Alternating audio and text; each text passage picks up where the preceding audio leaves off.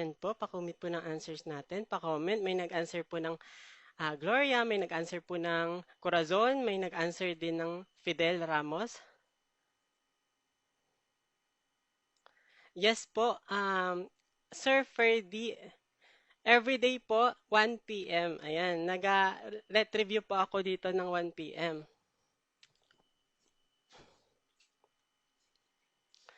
Ayun, may nag-answer na din ng Ferdinand Marcos Sr. Ayan, so lahat may nag-answer ng lahat ng options natin may pumili. Okay. So guys, and po, who was the 11th President of the Philippines? A. Ferdinand Marcos Sr. B. Fidel V. Ramos. C. Corazon Aquino. D. Gloria Macapagal Arroyo. So ito po yung may technique po ako para answeran yung ganitong question. So ito po, i-share ko. Talagang inuna ko to kasi gusto ko talagang magpakitang gilas. Magpakitang gilas. Ayan. Gusto ko talaga i-share yung talent ko, guys. Kaya ito yung inuna ko. So, sino yung pang 11? 11 yung hinahanap natin, guys. So, ito po yung technique ko. Ayan. Ito yung 17 Philippine presidents po natin. Ayan. In order po yan. Naka-in order. So, ito. Ang hinahanap kanina, di ba, si number 11. Ayan, si number 11 po, si Corazon Aquino. Ayan, si Corazon Aquino. So, paano ba? Paano ba natin mamemorize to? Di ba? Napakarami, 17 yan. So, ayun, magpapakitang gilas ako, guys, para mas mamemorize nyo. Madaling mamemorize tong, no, itong 17 presidents po natin. Okay, ganito po. Aguinaldo, Quezon, Laurel, Osmeña, Rojas, Quirino, Magsaysay, Garcia, Macapagal, Marcos, Aquino, Ramos, Estrada, Arroyo, Aquino, Dibong. Ayun, meron siyang rap sa dulo. May rap sa dulo, guys. Dibong. Ayan, no, may dibong. So, ayan yung kay Duterte and then si Bong, yung kay Ferdinand Bongbong Marcos Jr. Ayan po yun. So, nakuha ba? Ulitin ko, guys. Ulitin ko para mas mahalin niyo yung boses ko. Ay, charis lang. O, sige, ulitin ko. Mas mabagal para makuha ng iba. Ayan. Sa mga hindi pa nakakaalam ng technique na to. So, sige. Aguinaldo, Quezon, Laurel, Osmeña, Rojas, Quirino, Magsaysay, Garcia, Macapagal, Marcos, Aquino, Ramos, Estrada, Arroyo, Aquino, Dibong. Ayun, merong rap sa dulo. Nakuha na ba? Ayan. So, yun po yung technique natin para ma-memorize natin yung lahat po yan in order. Ayun po. Okay. Okay, next question na po tayo. Next question na po.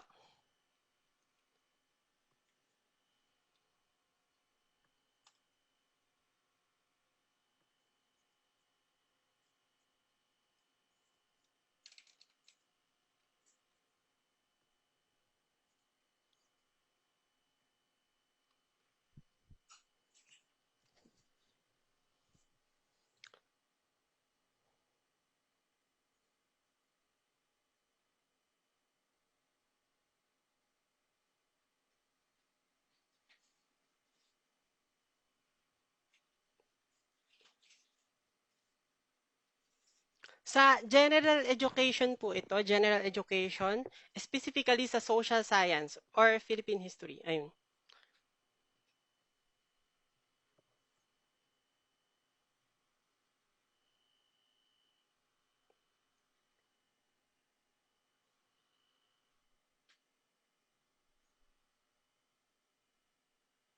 So guys, itong kinumpile ko na questions, ito talaga yung mga questions na pabalik-balik. Ayun, ayan na naman si pabalik-balik guys. Yung mga lumalabas talaga, most common na bumabalik talaga sa let exam. So guys, hindi po ito civil service. Hindi ko alam kung yung mga questions na to lumalabas sa civil service, no? Kasi hindi pa ako nakapag-take ng civil service. So, for let to po, for let. Pa-comment po na answers natin, pa-comment po.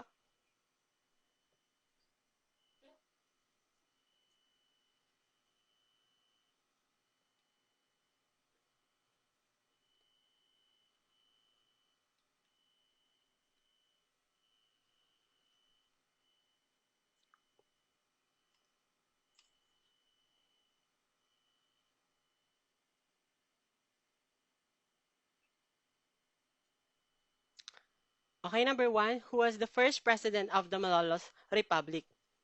A. Manuel Quezon, B. Emilio Aguinaldo, C. Sergio Osmeña, D. Jose P. Laurel. Ang answer po natin dito ay letter B po, Emilio Aguinaldo. So guys, Emilio Aguinaldo was the first president of the Malolos Republic.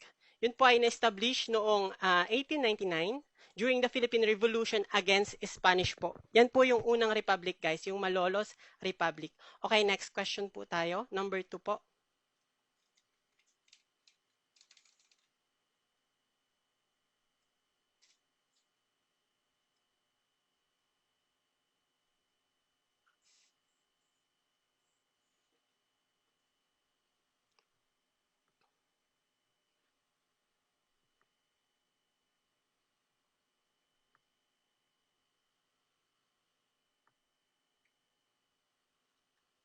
So number 2 po, ang hinahanap naman natin, yung presidente po noong Philippine Commonwealth.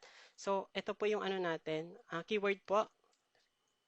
First president po dyan, ang answer po, answer po natin ay letter C po. Quezon, Manuel, ayan, Manuel Quezon po. Letter C, Manuel Quezon po. Manuel Quezon became the first president of the Philippine Commonwealth under American supervision po. Okay, under American supervision po yan. Okay, next question po tayo. Number 3.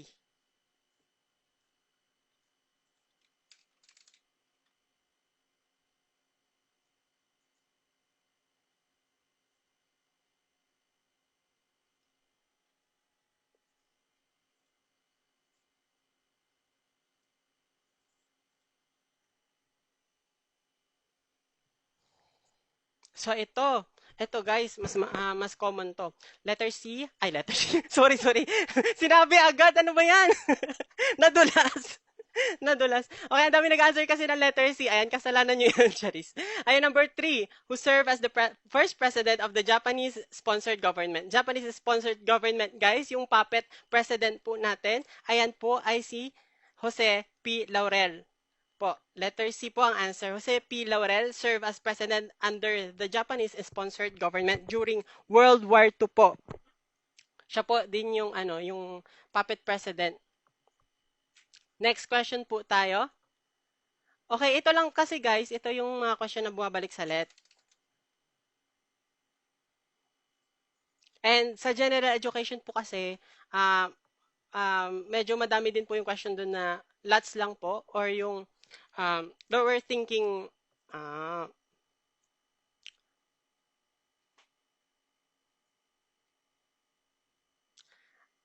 yung madadaling question lang usually yung lumalabas sa general education po. Kaya bakit daw parang pang elementary? Pero may mix din po yan na mahirap. Hindi lang siya madali lahat, may mix din na mahirap.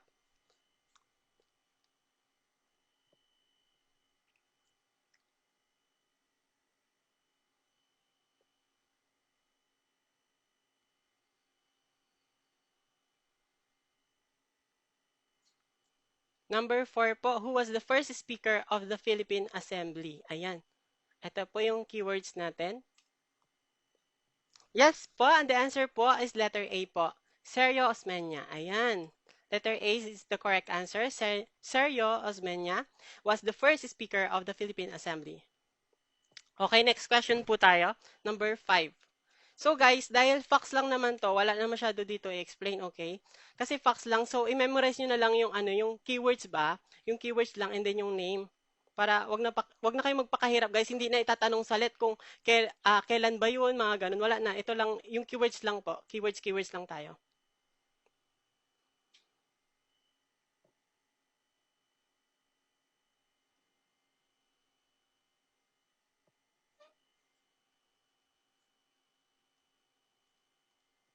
Number 5, who was the first president of the Third Republic of the Philippines? Answer po, diretso na po tayo na letter A po. Manuel Rojas. Manuel Rojas was the first president of the Third Republic symbolizing Philippine independence from the United States. Ayan po. Next question po tayo, number 6 po.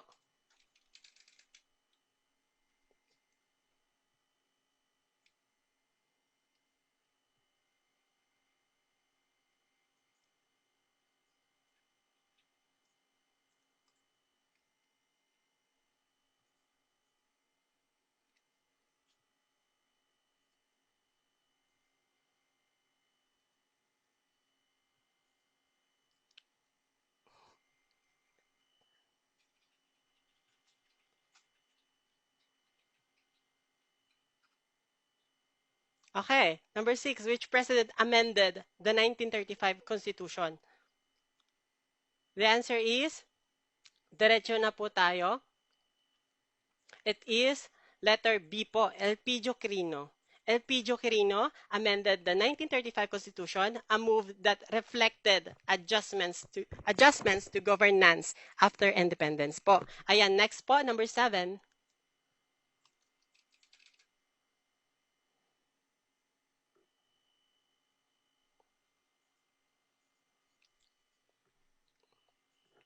Ayan guys, ito yung pinaka-favorite ko na presidente.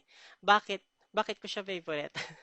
Kaya lang, namatay siya guys. Namatay siya sa airplane crash. Ayun, namatay siya sa airplane crash.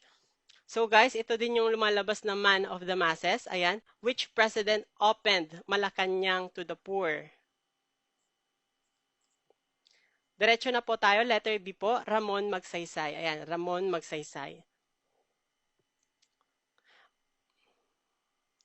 Next po tayo, number 8 po.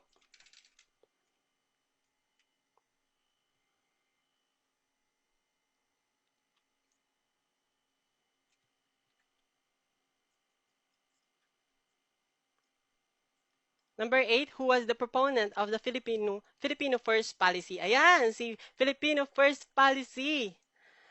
Diretso na po tayo. Letter B po, Carlos P. Garcia. Basta P, ayan, di ba? Carlos P. Policy. Ayan. Policy. Si Garcia po yun. Next question po tayo, number 9 po.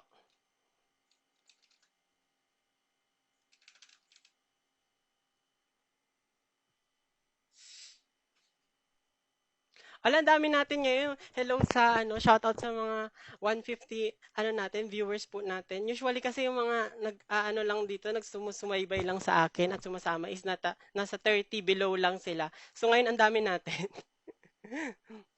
Ayan, mukhang marami na yata yung kinakabahan sa let dahil open na yung filing.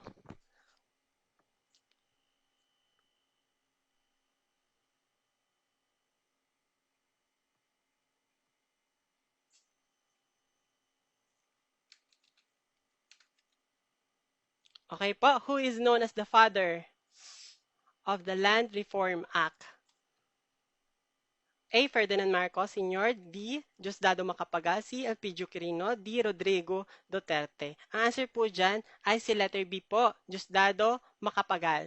Diosdado Macapagal po earned the title Father of the Land Reform Act for implementing policies to improve the lives of tenant farmers and promote agrarian reform. Ayan po, ano ulit yung guys, yung Land Reform Act, yun po yung bibigyan ng lupa yung mga landless farmers po. Ayan. Next question na po tayo, number 10 po.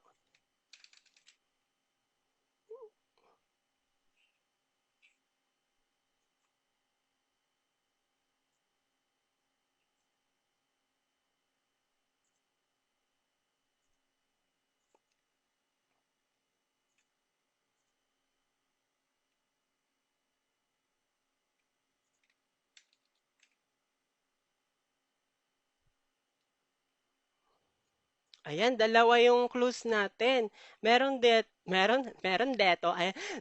dito, longest reigning in the Philippine history. So siya daw yung pinakamatagal na naging presidente ng Pilipinas. Then meron yung pangalawa, I will make this country again. So minsan, yan lang yung lumalabas, yung I will make this country again.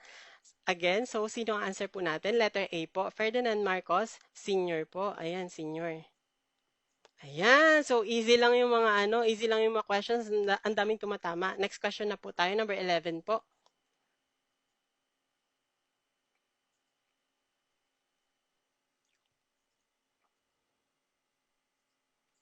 Ay, ito yung nag-trending guys, di ba? Yung first female president of the Philippines.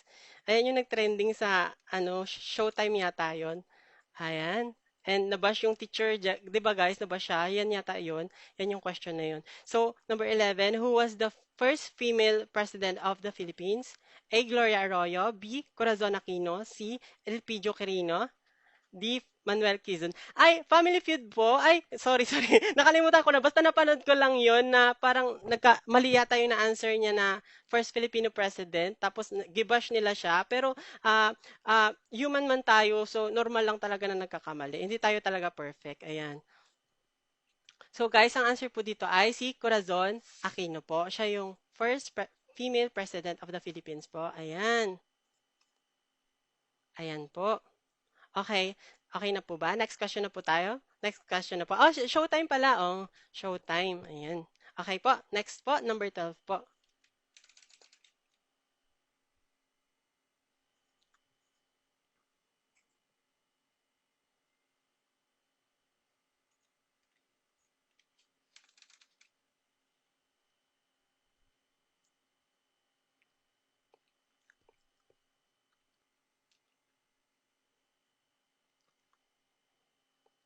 Number 12, which president created the Philippines to 2000, ayan, Philippines 2000 program. So ito yung question na dati nung nagre-review ako guys. Lagi ko nakakalimutan kung sino to.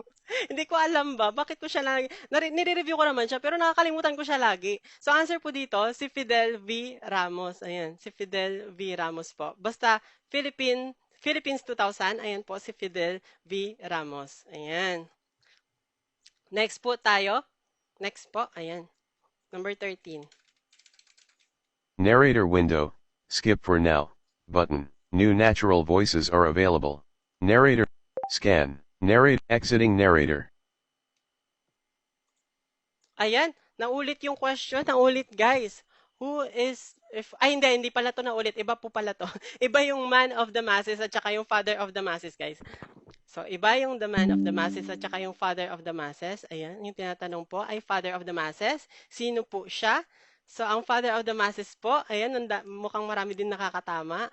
Letter A po, si Joseph, ayan, Joseph Estrada po. Si Estrada po, yung a former actor was known as the father of the masses due to his appeal and programs for the underprivileged. Ayan. Okay, next question po tayo. Next question po. Number 14 po, number 14.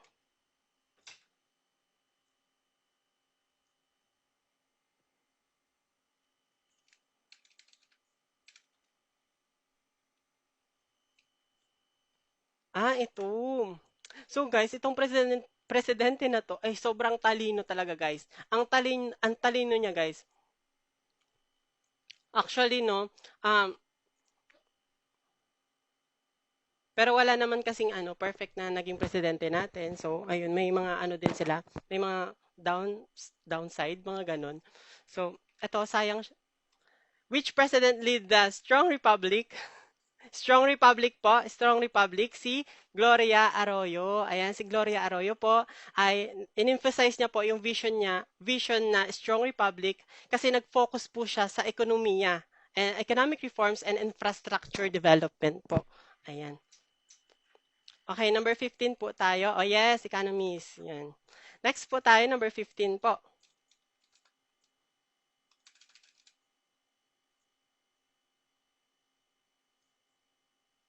First, bachelor president. Bakit siya bachelor, guys? Bachelor. Bakit siya bachelor? Bakit kaya? Ayan, K-12, guys. Sino ba? Sino yung sa K-12? Who created the K-12 curriculum and was the first bachelor president? So, answer po dyan, yes. Si letter A po, very good po. Si Benigno Aquino, the third. Ayan. Major ko po is social science po.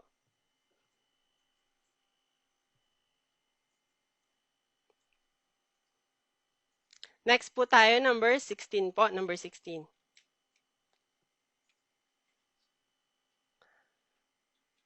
Yung file.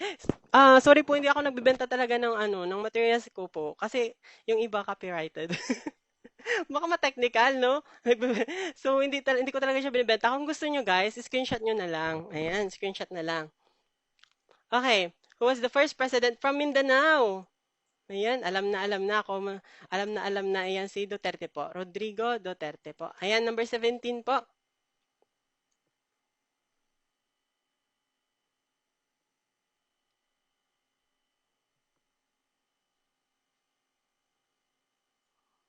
Ayan, number 70, which president declared martial law in 1972 po? Ayan po, si Ferdinand Marcos Sr. po. Ayan. Ang dami po nakasagot. Very good po. So, kung gusto niyo po ng materials or gusto niyo ng mga mockboard, practice exams, may ire-recommend po ako. Dahil hindi naman ako nagbebenta, guys. Ire-recommend ko po si Teacher Seppi. Pwede niyo siyang makita sa TikTok. Ayan, pwede din niyo siyang i-search sa Facebook. Ayan po. Ayan, si Teacher Seppi sa mga familiar sa kanya. Ayan, sobrang pasasalamat ko din po sa kanya dahil nag-review din po ako kay Teacher Seppi. Ayan. Kay Teacher Seppi po ako nag-review. Ayan po, next question na po tayo. Next question po, number 18 po.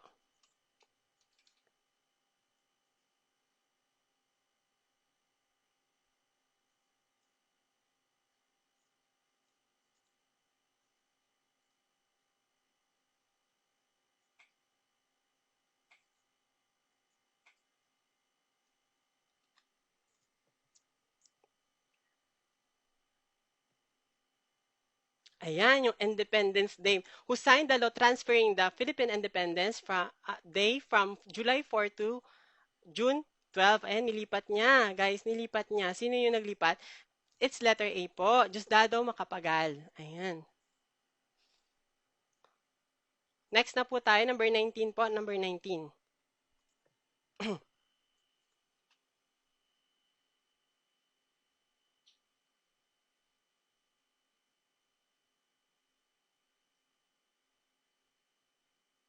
Guys, New Society Movement or Bagong Lipunan po. That is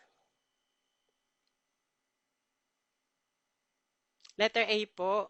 Ayan, letter A po. Si Ferdinand Marcos Sr. po.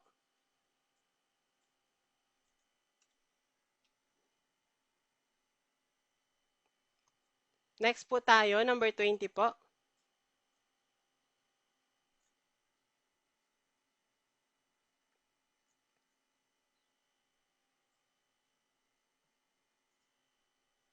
Oh, another guys dito sa number 20, yung Green Revolution, siya din yun. Yung sa Green Revolution po, which president promoted the use of miracle rice? Ayun, yung miracle rice na hanggang ngayon is, ano ba? Ang hirap magsalita. Okay, letter B po yung answer, si Ferdinand Marcos Sr. pa rin po. Siya din yung sa Green Revolution. Ayan. Okay po, number 21 po.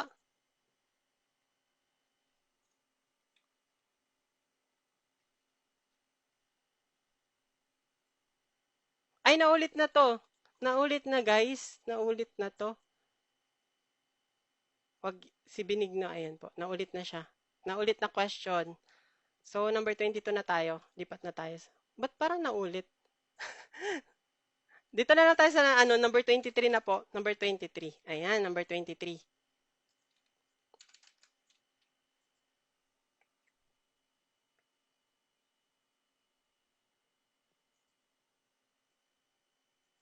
A, B, A. Guys, from Ilocos. From Ilocos po. A, B. So, ayun, ang daming nalito. Ang daming nalito. Basta pag Ilocos lang, guys, yung nakalagay. Pag Ilocos lang, okay, ilagay natin dito para mas sure. Ilocos Sur. Dapat kasi Ilocos region yun, kaso wala man. Na Ilocos lang yung nakalagay. So, ayan, Ilocos Sur para specific. Madami, kaya pala madaming nalito. Nakakalito kasi yung nakalagay. Nagkulang, may nawalang words. Ay, may nawalang word. Ayan. Okay, who was the first president from Ilocos Sur? Pag Ilocos Sur po, pag Ilocos Sur, that is Elpidio Quirino po. Elpidio Quirino. Ayan. Si Quirino po kapag Ilocos Sur. Then, kapag ito po, Ilocos Norte naman po. Ilocos Norte. So, dapat wag po kayo malilito sa dalawang to kasi nakakalito po siya. Guys, pag Ilocos Norte po, Ferdinand Marcos. So, yan. Isulat nyo po yan. Isulat nyo. Basta Ilocos Sur, Elpidio Quirino. Pag Ilocos Norte, Ferdinand Marcos. Okay po? Yes, lumabas na po. Ito yung kinumpile ko talaga ng mga pabalik-balik. Alam niyo, guys, yung fina-flash ko sa inyo, yung mga pabalik-balik talaga kasi ayaw ko magsayang tayo ng oras. ayaw magsayang, ayaw magsayang ng oras. Okay, guys. So, yun lang yung question na compile ko ngayon. So, sana may natutunan kayo. Sana may naisulat kayo, guys, no? May naisulat or may na-screenshot tayo sa mga questions na next ko para sa inyo. Ganyan ko kayo kamahal. Ay, sus! Nang bola pa. So, ayun. Thank you for following po. Bukas po ulit, 1 p.m. Ayan. Samahan niyo po ako bukas ng 1 p.m. Mag-review na naman tayo bukas. So,